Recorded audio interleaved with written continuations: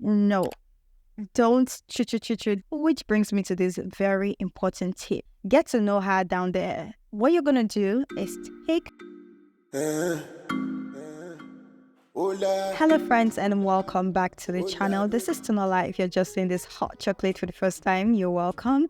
On this channel, I share valuable content, so if you like the vibe, consider subscribing down below to join this thriving family. Alright, I want to keep this video short and sweet, and we have about 15 points to go through, so let's just dive right into it. First on the list has to do with deodorants. You can use your deodorants for your armpits or even for your intimate areas. I mean, like in between your thighs, especially in the hotter seasons, when you feel like you're sweating a lot and maybe you're smelling down there. So I know some girls do that, but I generally don't encourage you using your normal deodorants that you use for your armpit down there as well.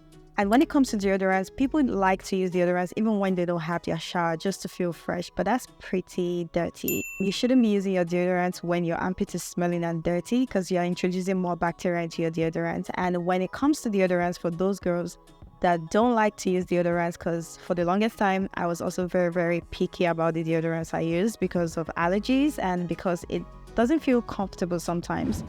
That is when I found the crystal deodorants. Oh my god, this is a game changer for girls that are very sensitive to deodorants. It will not irritate you, it's hypoallergic and it's unscented.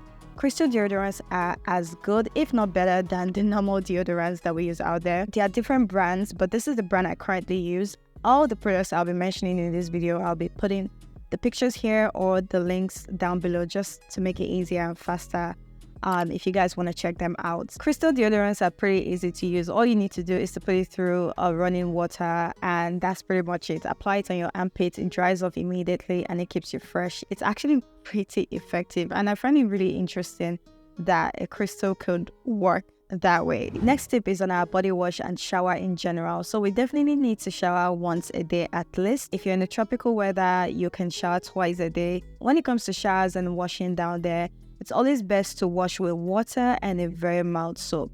Mild soap could be like a baby wash or just an unscented mild soap. There are different brands like Dove, Naturium, Aveeno, Honey Pots. There are so many brands out there you can get a good body wash from that is very gentle, almost as gentle as a baby wash. And what you definitely want to avoid is douching, because you don't need to douche your V. You already know that by now, like it will clean itself, so you don't need to put your fingers in there to douche, but make sure you're using your fingers with room temperature water to wash all your vulva region, and make sure you're washing it gently. You don't need to use a sponge, but if you want to, that's totally fine. I know some girls prefer to use feminine wash as well. Just make sure you're using something unscented, something that has a good pH balance, and make sure you're not putting it inside your V. Just keep it on the outside. Avoid using any sort of medicated soap. So normally in your shower routine, you might want to use medicated soap for other parts of your body, but you don't want to use medicated soap for down there.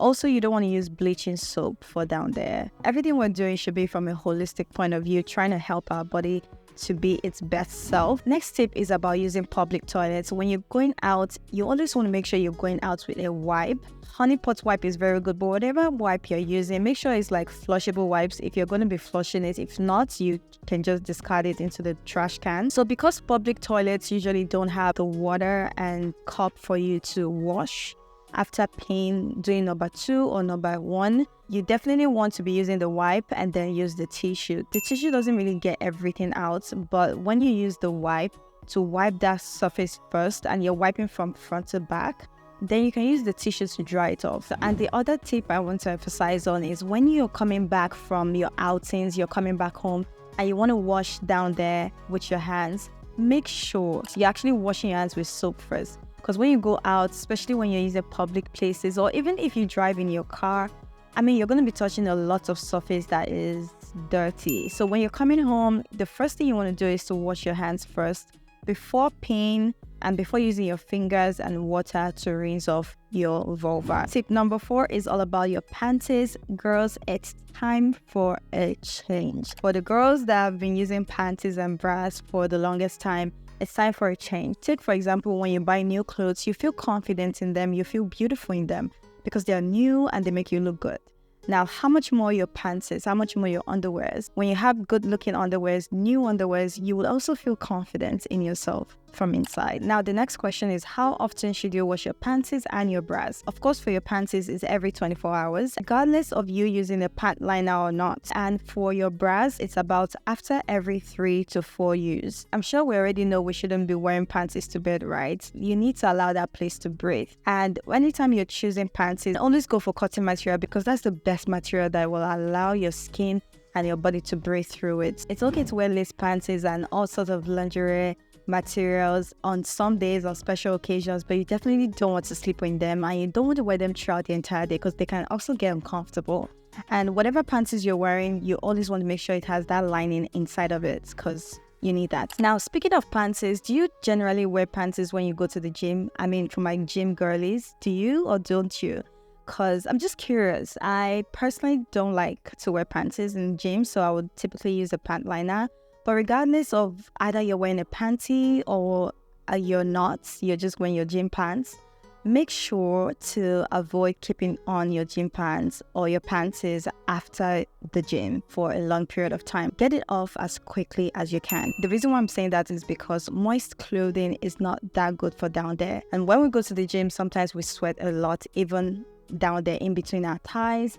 And it's always good to take off those clothes, take off those underwears, and just, change it into something fresh and dry. Also, a lot of gym pants are pretty tight and they are not made from 100% cotton. So it's not the most comfortable thing to have on throughout the entire day. So get it off. When it comes to washing our underwears or even clothes in general, it's always good to go with an unscented detergent. And when you're washing your underwear, you can wash them in the bathroom while you're having your shower. That's the way we were taught by our African mothers. But if at all you're going to use the washing machine to wash your panties, which I typically do, it's pretty convenient. Make sure you're putting it in an underwear bag, an intimate bag, to protect your undies. It's going to make your undies last longer. That's number one. And number two, it's also going to kind of filter through some of the dirt from the other clothes you're going to be washing together with it. And it's always ideal not to wash other clothes with it, but let's be real, your panties are not that much and your bras are not that much if you're washing them regularly to put only in the washing machine. I mean, your choice, but the bottom line is use a mild detergent that has no fragrance, and make sure to keep the undies in an intimate bag. Next tip is on spraying perfumes down there. I know when we're spraying our body, we're like, no, don't down there. Like, no. Cut it out. There's no need for you to be spraying down there with perfumes. I know sometimes when we're getting intimate with a partner, we want to put we want to put on some nice smell, and that's okay. But like on a regular day, spraying down there directly is very, very bad for the pH level in that place. Okay. The pH balance there it can change a lot, and spraying perfume generally would even irritate your skin there. Still on fragrance, for your tampons, your pads, and even your pad liners, avoid the ones that have perfumes in them. Still, you want to go for unscented products, because perfumes just generally make the smell coming out of there worse.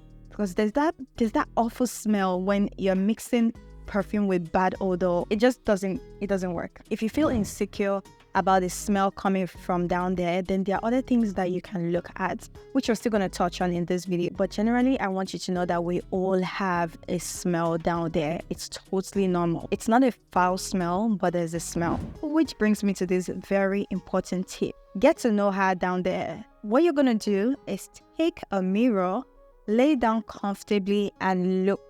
You need to actually look to understand and to see what it looks like. The shape, the color changes over time, depending on as we age, childbirth, all of that is going to change. Okay, so get to know what it looks like currently. And while you're at that, take clean fingers, put it there and smell. Yes, literally get to know what it smells like. I know there's a lot of TMI, but we got to talk about this. There's no shame doing that. I don't want us to feel awkward doing that. This is you doing it in the comfort of your room. The reason why you're doing this is because some women have never checked. They don't even have an idea what it looks like. And if you are that person, then you just need to understand your body. And this is part of you doing a personal checkup for your body. When there's an awful smell or there's a different smell, you can tell. It's very important that we actually know our bodies. And the third thing you want to do when you're checking yourself up is to use a pH kit.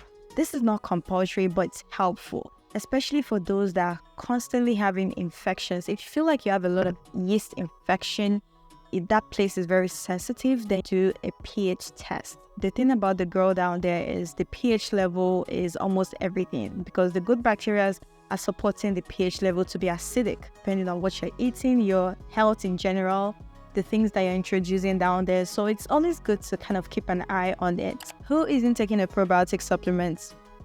Most people are, and I get it. A lot of women know that probiotics is good for them. Yeah, it's great. Prebiotics is also great. But you know what's greater? You actually eating it.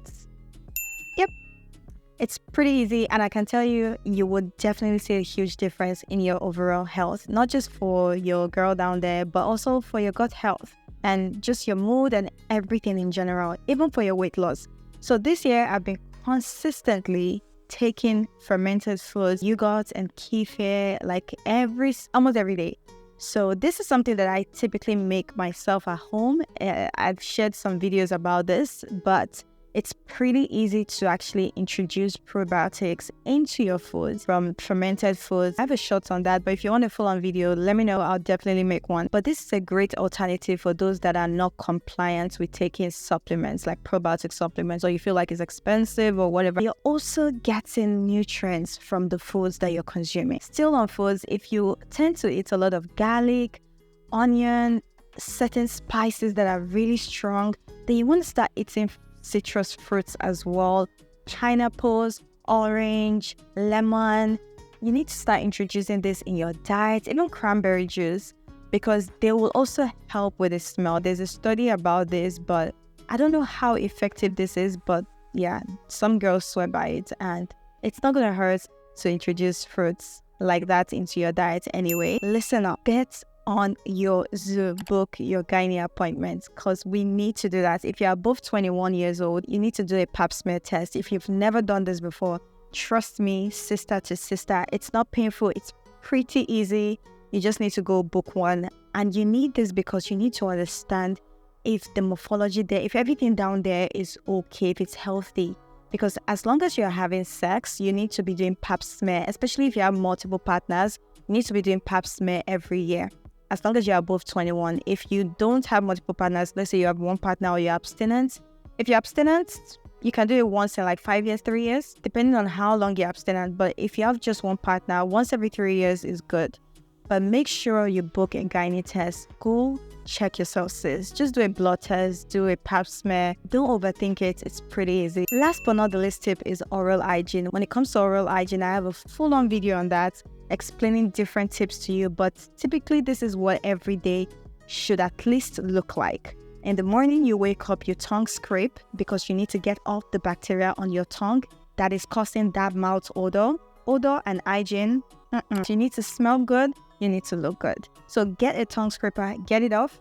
Next thing is to brush your teeth. Now for your nighttime routine, you're gonna use a floss, water floss or string floss, to floss in between your teeth, because we do tend to have cavities there. There are going to be some food that will be stuck in between, even if you can't see it, is right there. Trust me.